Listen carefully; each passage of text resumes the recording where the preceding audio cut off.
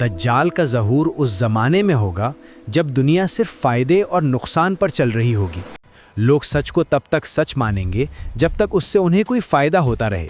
جب فائدہ ختم ہو جائے گا تو سچ بھی پیچھے رہ جائے گا۔ قرآن اسی سوچ کے بارے میں کہتا ہے، اور تم دنیا کی زندگی کو آخرت پر ترجیح دیتے ہو۔ سورہ الاعلیٰ آیت 16۔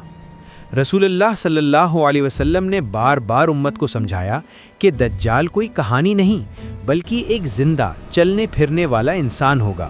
وہ کھاتا پیتا ہوگا، بازار میں چلے گا، لوگوں سے بات کرے گا تاکہ لوگ اسے اپنے جیسا سمجھیں اور اس پر یقین کر لیں۔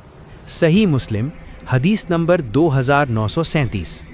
دجال کی شکل میں اللہ نے پہلے ہی نشانی رکھ دی ہوگی، وہ ایک آنکھ سے اندھا ہوگا۔ رسول اللہ صلی اللہ علیہ وسلم نے فرمایا، اس کی اندھی آنکھ پھولی ہوئی ہوگی جیسے انگور کا دانہ، اور ساتھ ہی فرمایا، تمہارا رب اندھا نہیں۔ صحیح بخاری حدیث نمبر 7131۔ دجال کے ماتھے پر واضح طور پر لکھا ہوگا کاف فا را، کافر۔ یہ لکھا ہوا صرف وہی شخص پڑھ پائے گا جس کا ایمان زندہ ہوگا، چاہے وہ لکھنا پڑھنا جانتا ہو یا نہ ہو۔ جب دجال ظاہر ہوگا تو وہ پوری دنیا میں پھیل جائے گا۔ اس کی رفتار عام انسان جیسی نہیں ہوگی۔ رسول اللہ صلی اللہ علیہ وسلم نے فرمایا کہ وہ تیز بارش کے بادل کی طرح ہوگا جسے ہوا ہر سمت لے جاتی ہے۔ صحیح مسلم 2933۔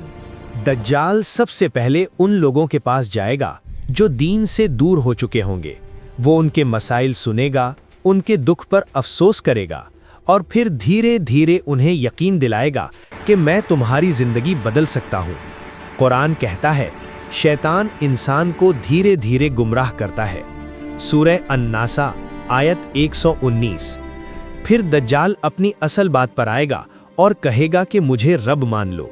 کمزور ایمان والے لوگ حیران ہو جائیں گے، کیونکہ اس وقت دنیا میں آج جیسی ٹیکنالوجی اور قوت سے بھی کہیں زیادہ عجیب چیزیں ہو رہی ہوں گی۔ دجال آسمان کو حکم دے گا اور بارش برسنے لگے گی۔ وہ زمین کو کہے گا اور فصلیں اگائیں گی۔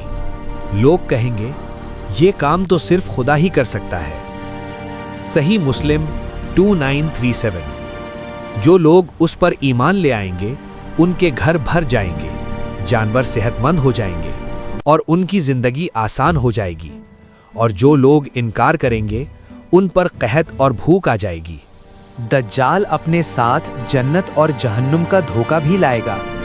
رسول اللہ صلی اللہ علیہ وسلم نے فرمایا، اس کی جنت اصل میں جہنم ہوگی اور اس کی جہنم اصل میں جنت۔ صحیح مسلم 2934۔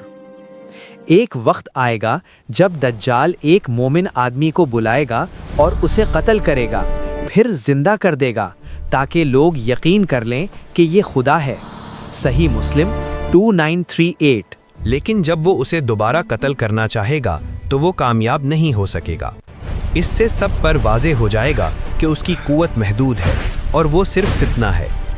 اسی لیے رسول اللہ صلی اللہ علیہ وسلم نے سختی سے فرمایا کہ دجال کے پاس کبھی نہ جانا، کیونکہ آدمی مومن بن کر جائے گا اور اس کے دھوکے میں آ کر ایمان کھو بھی سکتا ہے۔ دجال پوری دنیا میں گھومے گا لیکن مکہ اور مدینہ میں داخل نہیں ہو سکے گا۔ فرشتے تلواروں کے ساتھ ان شہروں کی حفاظت کر رہے ہوں گے۔